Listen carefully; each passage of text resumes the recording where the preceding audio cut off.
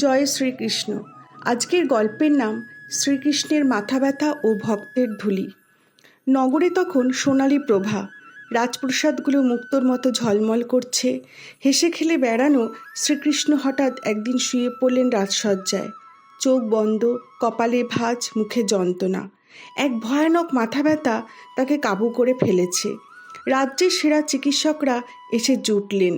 কেউ মন্ত্রজপ করছেন, কেউ দূরদেশের ভেষজ আনলেন, কিন্তু কিছুতেই আর আরাম মিলছে না। রুক্মণীর চোখের জল, সত্যভামা অস্থির হয়ে রাজপ্রাসাদে হাঁটছেন। তখনই শ্রীকৃষ্ণ ধীরে ধীরে বললেন, আমার এই ব্যথার একমাত্র ওষুধ হলো ভক্তের পায়ের ধুলি। চারিদিকে নিস্তব্ধতা নেমে এলো। রানীরা অবাক হয়ে গেলেন। প্রভু, কে দেবে সেই পায়ের ধুলো? সে কি পাপ নয়? আপনি স্বয়ং ঈশ্বর, আপনার মাথায় আমাদের ধুলি, এটা তো মহাপাপ। কেউ সাহসই পেল না। কৃষ্ণ শুধু মৃদু হেসে বললেন, তবে বৃন্দাবনে খবর পাঠিয়ে দাও। বৃন্দাবনে ফুলের গন্ধ ভরে ওঠা নারদমুনি পৌঁছালেন। শ্রীরাধা ও গোপিনীরা গাছতলায় বসে হাসি মজা করছিল। নারদ বললেন, কৃষ্ণর ব্যথায় কাতর, তার মুক্তির একমাত্র তোমাদের পায়ের ধুলিতে। রাধার চোখে জল টলটল করে উঠল, কিন্তু ভয় নেই ভক্তি আর ভালোবাসায়। তিনি একটু দেরি করলেন না। তিনি বললেন, আমার প্রভু কষ্ট যদি এক বিন্দুতে কমে যায়, তবে এই ধুলি দিতে আমি কুণ্ঠিত বোধ করব না। তিনি একখানা কাপড় মাটিতে বিছিয়ে দিলেন, তাতে পা রেখে ধুলি সংগ্রহ করলেন।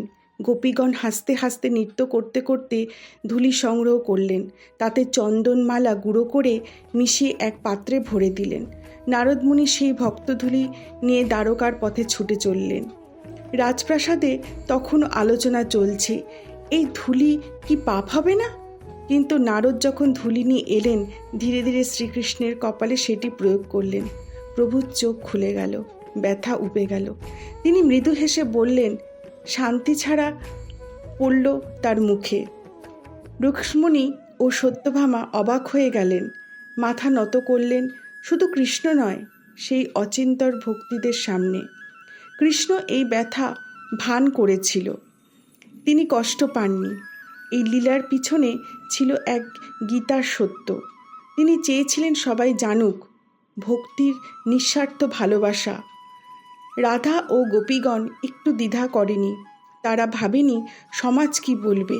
তাদের প্রেম ছিল নির্ভীক ও নির্মল। সেই প্রেমের কৃষ্ণই পেলেন আরাম, পেলেন আনন্দ।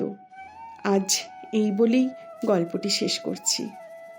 জয় শ্রীকৃষ্ণ।